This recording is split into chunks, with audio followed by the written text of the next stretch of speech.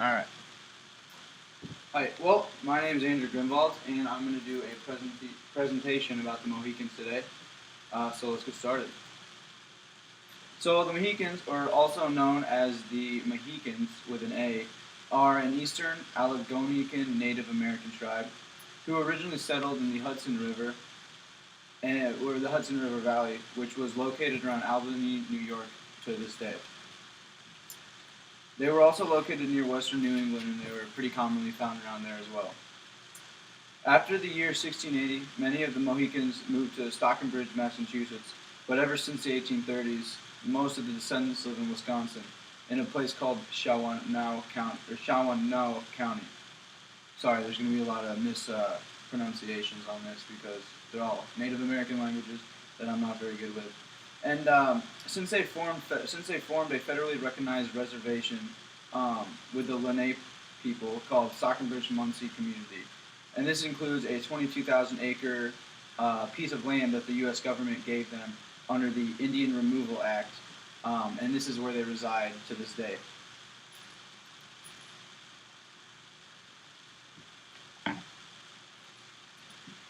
Alright, and then here I just have an actual map of the Albany, New York, New England area that they took up when they were part of that, so that's where you would have kind of found them hundreds and hundreds of years ago. And then here I have a little artifact, a few of them actually, and these are just some weapons and tools that were commonly found and used by the Mohican tribe. So here we have a ball-headed war club, which is this thing right on the top, and essentially it was just a big like mallet type thing with a ball on the end of it, and this was often used for the warriors. They would bash animals' heads with it.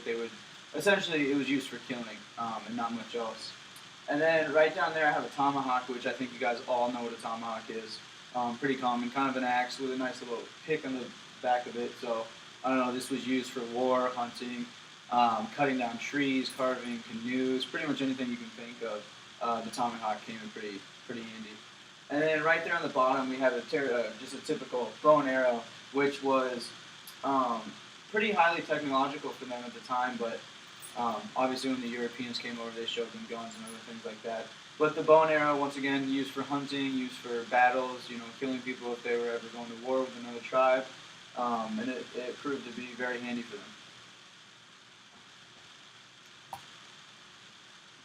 Alright, so today, actually, on their little resort, the way they kind of make money and get along is they have developed a very successful casino resort combo, and it's called the North Star Mohican Resort and Casino, and this generates pretty much all the revenue for the Mohicans and their Lenape neighbors that they live with on the 22,000 acre reservation they got.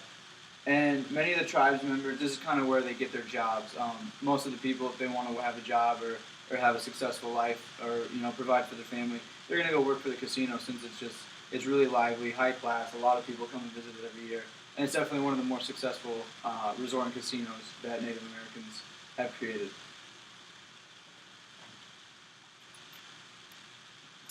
All right, and then something interesting I actually found out along the research way that I didn't actually know. I thought the Mohicans were one tribe, but I found out that they were actually a confederacy. And when the Europeans first made contact with them, which was essentially when we first started hearing things about them, there were actually 5 main divisions of the tribes. And the first one right here is the Mohican proper tribe, which they lived in the vicinity of Albany, New York today. And they were also known as, or Mohican proper, which is also known as the fireplace of the Mohican nation. So they always had a little bit of meaning behind all their names and things, such as a little bit less like we do today. For instance, like my name Andrew, I know technically means man warrior, but my parents clearly didn't name me Andrew because of that meaning. But back then, when they made names, they kept it very very meaningful for the tribe members, and just to give a little bit more information about who they were. And then down here, right next to that is, I apologize if I'm pronouncing this wrong, but the Mkentawun, I think it is, tribe, and they lived along the west shore of the Hudson River above the Casco Creek, and that's where they resided. And then going down, we have the Wayachanunock tribe, and this means people of the curving channel, which they lived in Dutchess County and Columbia County eastward of the Housatonic River in Litchfield County, Connecticut, and I believe that's why they were called people of the curvy channel, because they lived near a river. And then down there we have the Wessenchuk tribe clan, which means on the other side of the mountains. And they were often called the Housatonic people, and they lived in the Housatonic Valley in Connecticut and Massachusetts, and in the vicinity of the Great Barrington, which they called Mahui, meaning the place downstream. And then last but not least, there was the Wequajack,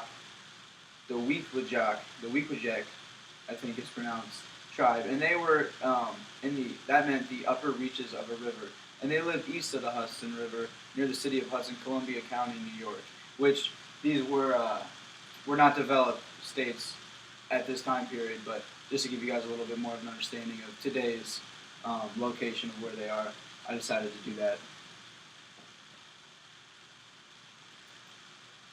Alright, and then just a few struggles that I found out they had, which I found out that when the Europeans came over, they didn't have as many struggles as some of the other tribes did.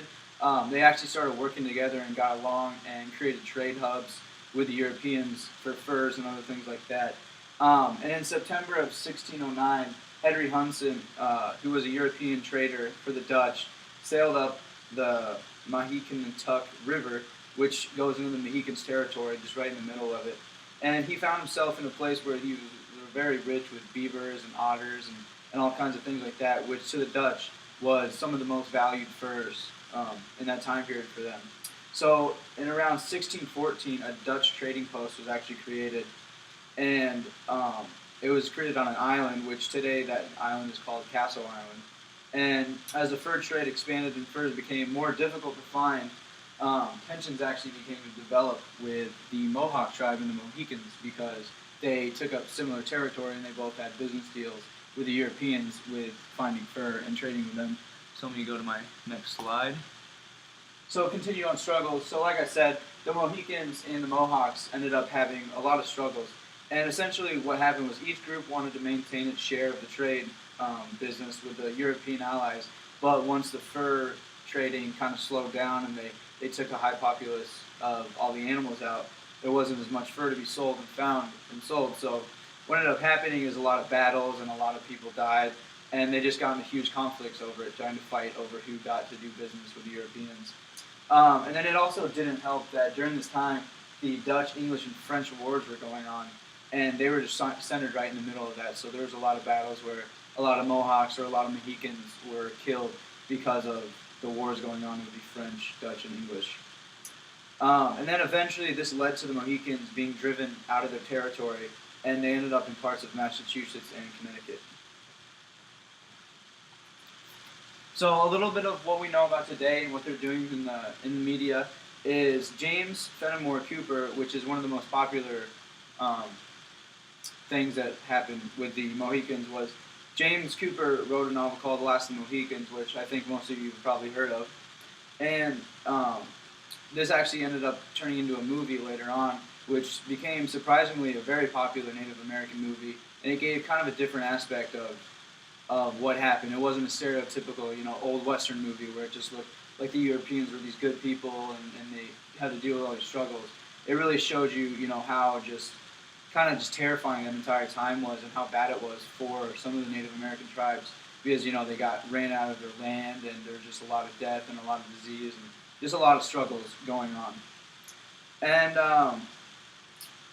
so the novel, a little fun thing about the novel that I also found out is that in his description, he used a lot of cultural aspects of a tribe called the Mohegan, which is Mohegan,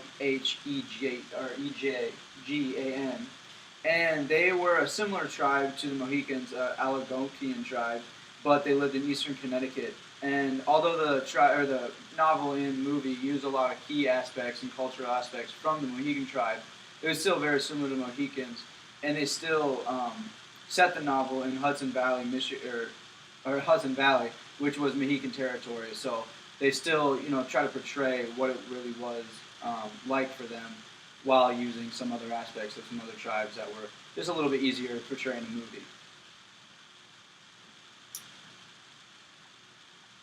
And then these are my sources, so that's all I have for you guys today. But thank you for listening. I hope you gained a little bit more understanding of the Mohicans. I certainly know I did. Thank you very much.